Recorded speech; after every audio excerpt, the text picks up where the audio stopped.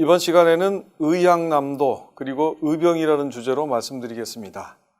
제가 이 주제를 선택한 이유는 임진왜란 이후 의병에 대한 조선 사회의 사회적인 대우가 결국 조선을 500년이나 유지시켰던 원동력이라고 생각하기 때문입니다. 그리고 이번 시간에는 그러한 의병 중에서도 호남 의병이 했던 역할, 그리고 그들에 대한 사회적인 대우와 역사적인 의미 등에 대해서 다뤄보겠습니다.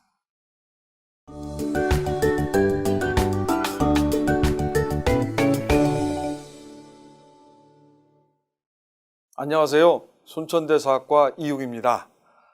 이번 시간에는 제가 무엇보다 먼저 말씀드리고 싶은 것은 임진왜란에 대해서 우리들이 잘못 가지고 있는 인상, 그것에 대해서 바로잡는 것부터 시작하고 싶습니다.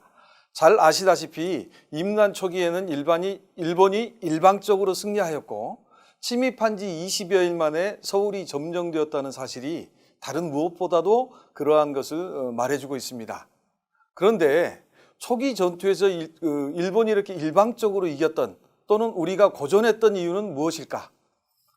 통상적으로 여러분들이 가지고 있는 생각은 조선의 관료들이 무능했기 때문이라고 생각하십니다. 비겁하고 부패한 관료들이 적이 침입하는데 그들을 막을 생각을 하지 않고 도망갈 생각부터 했다는 것.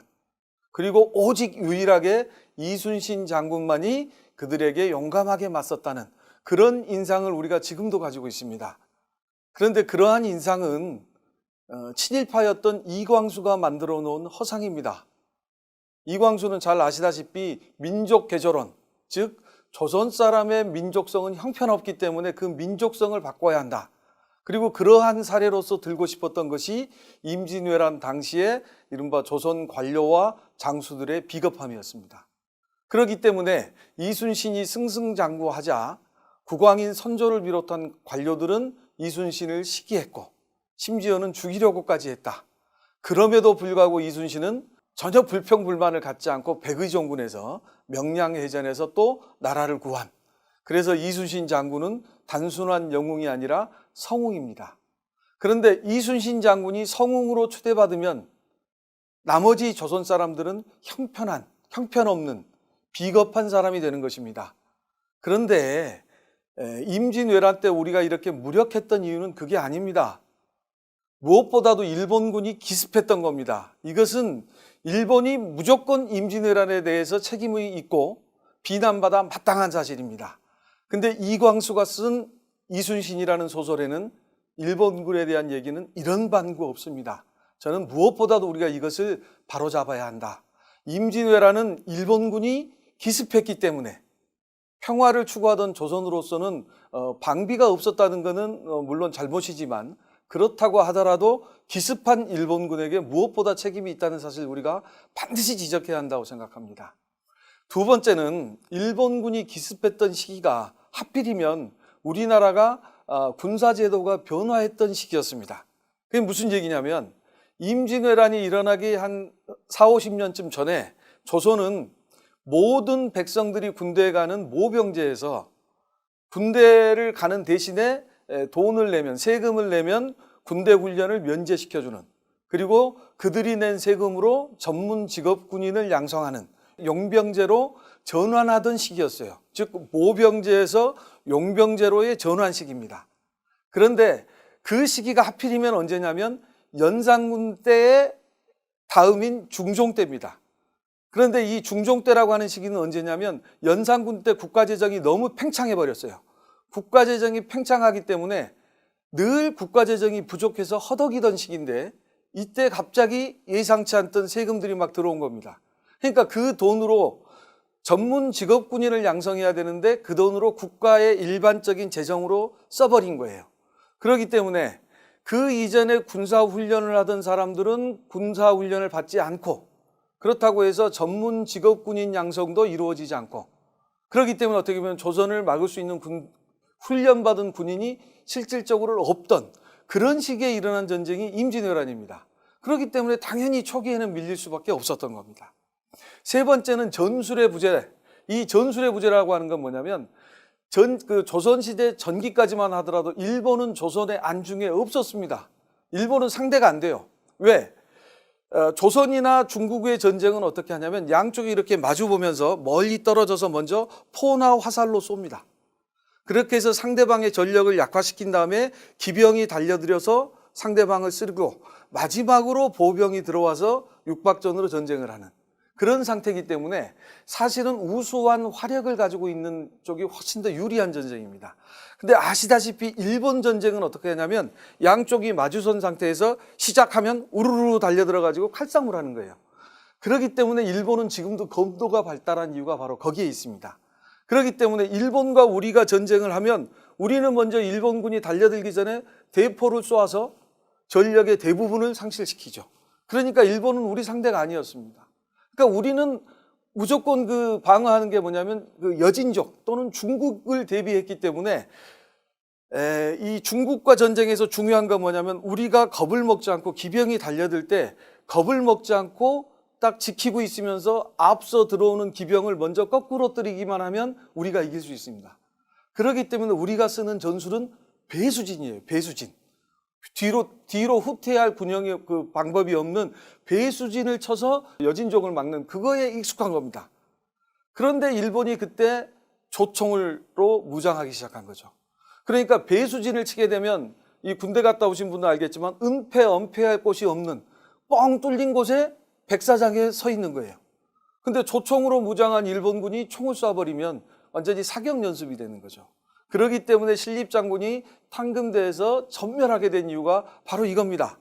물론 일본군이 조총으로 무장했고 조총으로 무장한 일본군을 어떻게 막을 것이냐 그것에 대한 대비가 없었던 것은 조선의 잘못이지만 그렇다고 해서 그것 가지고서 이를테면 임진왜란에 대한 전적인 책임을 조선에게 묻는다는 것은 저는 너무 가혹하다. 임진왜란은 기습한 아무런 대비가 없는 조선을 침입한 일본이 잘못이다. 이렇게 생각을 해야 된다. 먼저 이 말씀을 드리고 싶습니다. 두 번째, 이렇게 일방적으로 밀리던 전쟁을 어느 정도 소강 상태로 그리고 다시 조선의 우세로 돌릴 때 가장 중요했던 게 바로 의병의 역할입니다. 그렇기 때문에 의병의 역할은 굉장히 중요한데 사실 그러한 역할보다도 사실은 더 강조해야 될 게 의병 활동이 매우 쉽지 않은 결정이었다는 겁니다. 이 전쟁사는 분들이 임진왜란 때 조선을 침입했던 일본군의 전력을 지구상에 존재했던 군대 중에서 가장 강한 군대 중에 하나로 칩니다. 보통 전쟁사가 중에 가장 강한 군대가 어느 군대냐라고 뽑으면 거의 대부분이 징기스칸이 거느렸던 군대를 세계 최강으로 뽑습니다. 이 징기스칸이 거느렸던 군대와 맞서 싸울 수 있을 정도의 수준은 일본군입니다. 임진왜란 때. 이렇게 강한 일본군, 그 중에서도 최정예 부대가 경상도를 진격하면서 일부는 계속 경상도 지역에 주둔을 시켰어요. 그렇기 때문에 이들에 대한 어떤 공격, 반격은 쉽지 않습니다. 더군다나 일본군에 맞선 사람들에 대해서는 철저한 보복을 했습니다. 그래서 심지어 한 마을을 포위해서 전멸을 시켜버립니다. 남녀노소를 불문하고 전멸을 시키는 것도 모자라서 그 머리를 다 잘라서 큰 길가에 장대에 꽂아서 거의 한 10리가량을 늘어놓는 그런 만행도 서슴지 않습니다. 그렇기 때문에 의병 활동을 하는 경우 오히려 조선 사람들이 일본군의 보복을 당할까 봐 오히려 의병 일으키는 것을 반대하는, 그러니까 사실 이 의병 활동은 일본군의 전력이 최강이었기 때문에 어려운 점도 있지만 그에 못지않게 일본군의 보복을 두려워한 조선 사람들의 방해 때문에도 어렵습니다. 그럼에도 불구하고 의병들은 어떻게 보면 열심히 했죠. 특히 호남 의병은 더합니다. 아시다시피 경상도는 초창기의 의병은 일본군에 맞설 수준이 아니기 때문에 자기 동네에 약탈하러 오는 대여섯 명을 기습 공격하는, 그것도 게릴라 전투로 그 정도 수준입니다. 근데 반면에 호남은 임진왜란 초기 정유재란이 일어나기 전까지 호남에는 일본군이 침입하지 못했습니다. 그렇기 때문에 사실 어떻게 보면 호남에서는 의병이 일어날 수 있는 요인이 작았죠. 약탈하러 오는 사람들도 없고 오히려 의병을 일으키는 것은 죽으러 가는 길일 수도 있습니다.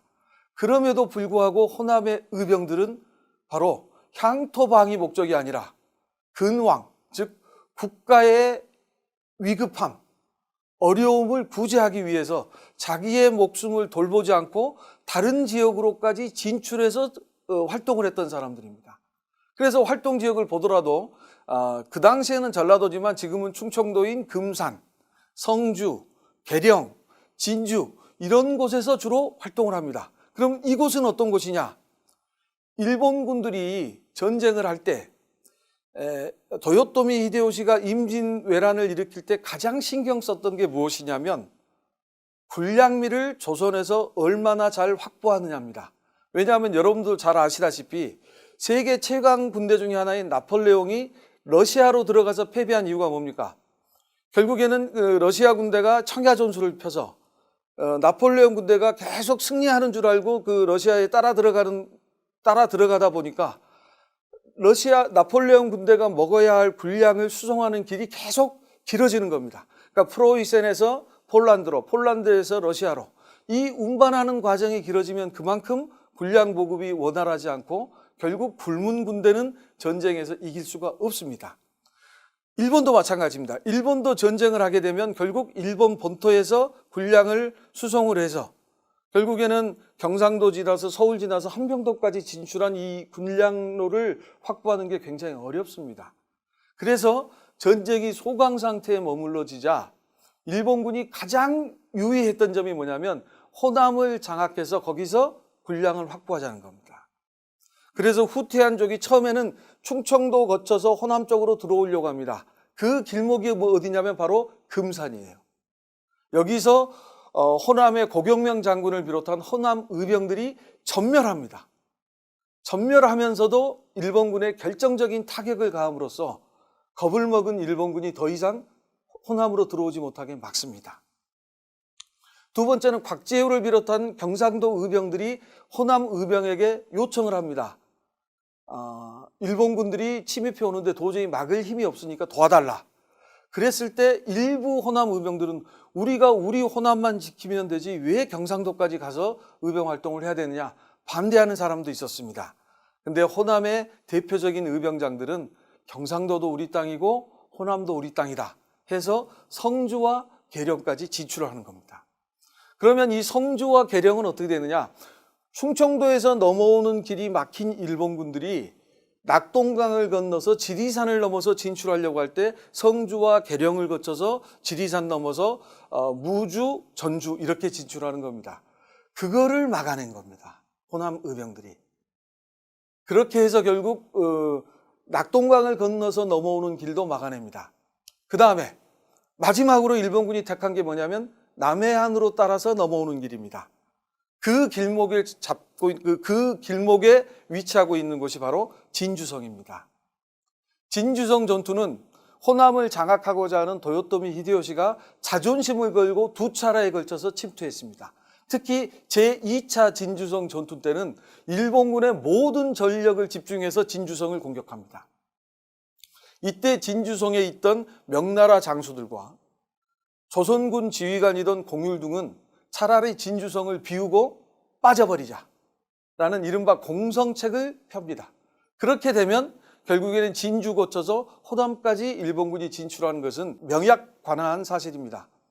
그래서 경상도 우병과 조선군과 명나라 군대가 다 빠진 그 빈자리를 채워놓은 게 누구냐? 바로 김천일 장군을 비롯한 호남 의병들입니다. 이들 만여 명에 가까운 호남 의병들은 진주성에서 전멸합니다. 그렇지만 일본군 역시 엄청난 전력의 타격을 입고 결국 전라도 땅에 들어오지 못하는 겁니다. 바로 이러한 이 호남 의병들의 역할이 있었기 때문에 임진왜란 당시에 일본군이 군량미를 원활하게 공급받지 못하고 결국 전쟁을 더 확장시킬 수 없었습니다. 그것에 그치지 않습니다. 호남의 역할은 바로 바닷길을 통해서 호남으로 진출하려고 하는 겁니다. 일본군이. 그걸 막아낸 게 누구냐? 바로 이순신 장군이죠. 이순신 장군의 전라도 수군, 그들이 뭐냐면 전라도 수군입니다. 그리고 이 전라도 수군에는 호남 지역 의병들도 참여합니다. 이들이 길을 쓰고 일본군을 막아냈기 때문에 결국 바닷길로도 육지길로도 호남을 장악하지 못한 일본군이 결국엔 전쟁에서 우위를 점하지 못했다. 그래서 이순신 장군이 양무 호남이면 시무국가야라. 이 얘기가 무슨 말이냐? 만약 호남이 없었다면 조선이라고 하는 나라가 없었을 것이다라는 그런 평가가 나온 겁니다.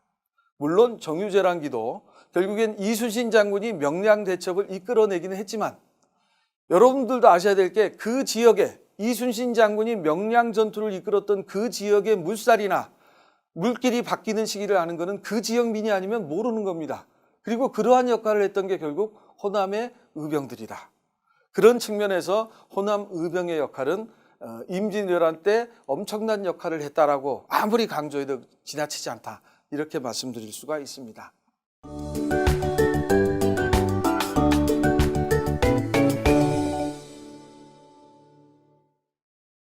그런데 전쟁이 끝나고 나서 선조는 의병에 대해서 굉장히 저평가합니다. 왜? 선조는 전쟁이 일어나자 제일 먼저 취한 조치가 뭐냐? 명나라에 원병을 요청하자는 겁니다. 그렇기 때문에 전쟁이 끝나고 나서 임진왜란 때 최고의 공을 누구에게 돌리냐면 명나라 군대에게 돌립니다. 그래서 명나라 군대가 그 공을 차지하게 되면 조선에서 가장 큰 공을 차지하는 사람은 명나라 군대를 불러온 사람이 차지하게 됩니다. 그렇게 되면 그 최고의 공은 선조가 차지하게 되는 거죠. 어떻게 보면 전쟁 당시에 무능했던 것을 굉장히 정치적인 차원에서 해결하려고 하는 거죠. 그렇기 때문에 의병에 대해서는 굉장히 저평가합니다. 그래서 실질적으로 전쟁을 임진왜란이 끝나고 나서 공신을 책봉을 할 때 가장 높은 대우를 받는 공신이 이 호성공신입니다. 이 호성공신의 호자는 호의하다고요. 성은 성인 성자인데 여기서는 임금을 말합니다. 그러니까 가장 큰 공신이 누구냐? 선조 임금을 따라서 의주까지 피난 갔던 게 제일 큰 공신이에요. 그리고 실제로 전쟁에서 승리를 해서 공을 세운 공신이 그 아래인 선무공신입니다. 더군다나 선무공신의 1등 공신이 3명인데 권율과 이순신 그리고 원균이 들어갑니다. 정작 임진왜란 때 국가로부터 아무런 처우도 제대로 받지 못했던 의병들은 공신에 책봉되지 못합니다. 만약 이런 상황이 지속되었다면 조선은 얼마 못 가서 망했을지도 모릅니다. 그런데 선조가 죽고 나서 광해군대 되면서 분위기가 변합니다.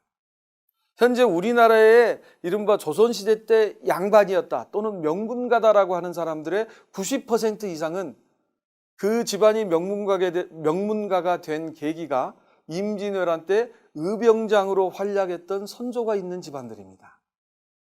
그리고 광해군 때 이후로 조선사회는 의병장의 후손이라는 이유만으로 사회적인 대우가 굉장히 높습니다. 그래서 이거는 좀 경상도의 사례지만 이런 경우가 있습니다. 영조는 왕위에 오를 때 반대편 정파로부터 굉장한 오해를 사면서 왕위에 오릅니다. 왜 그러냐면 잘 아시다시피 경종과 영조는 형제간입니다. 근데 어머니가 다르고 경종을 지지하는 정치 세력은 소론과 남인이고요. 영조를 지지했던 세력은 노론입니다. 그런데 경종이 죽게 된 이유 중에 하나, 아니 이유라고 할 수는 없고요. 경종이 죽기 바로 전에 경종의 생일이었는데 영조가 생일 선물로 게장을 경종에게 보냅니다. 그런데 평소에 건강 상태가 좋지 않았던 경종이 이 영조가 보내온 게장을 먹고 갑자기 건강이 급속히 악화되면서 죽고 맙니다.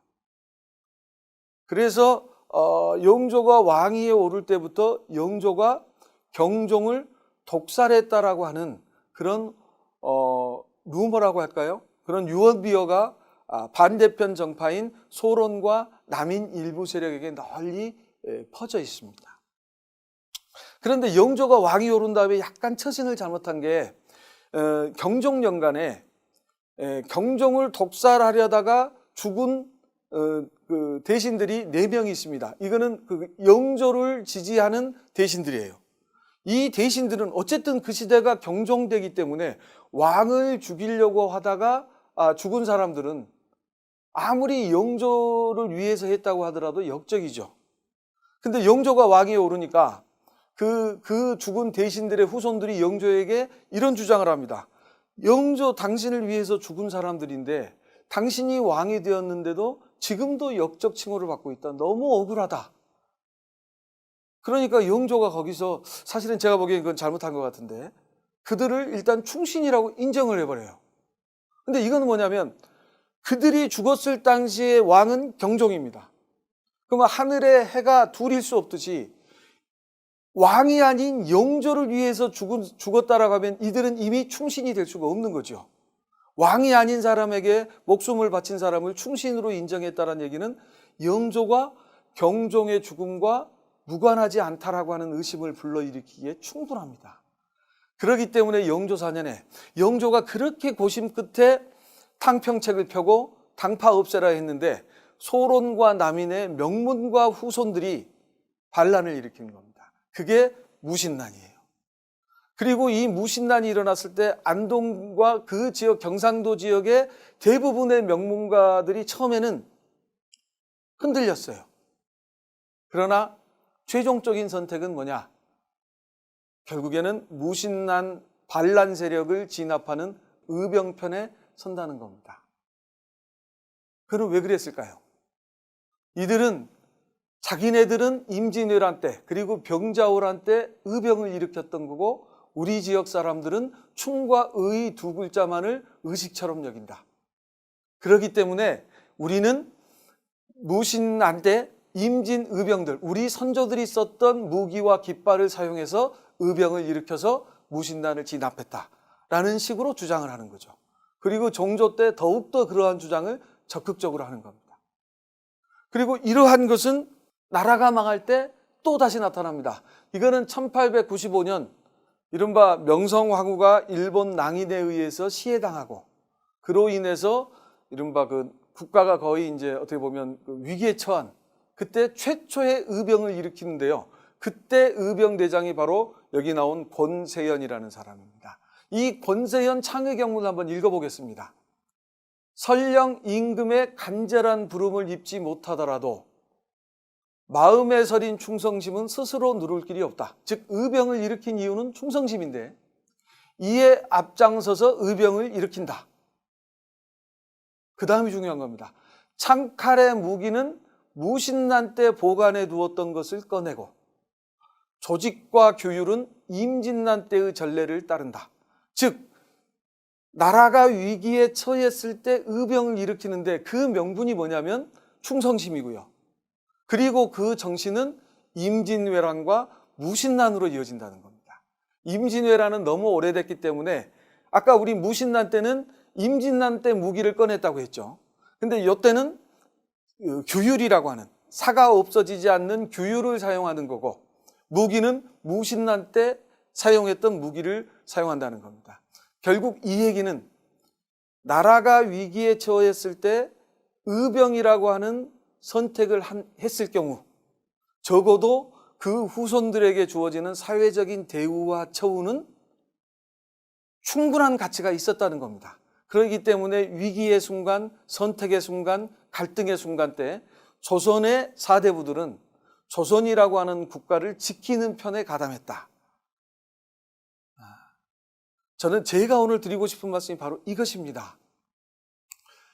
어떠한 행위에 대해서 사회적인 평가, 다시 말해서 임진왜란 당시에 의병을 선택했고 그러한 선택에 대한 사회적인 평가가 매우 긍정적이고 매우 후하게 이루어졌다면 훗날 비슷한 상황에 처했을 때 그래서 어떤 선택의 기로에서 무엇인가를 결정해야 할 때 중요한 잣대 내지 기준이 된다는 겁니다.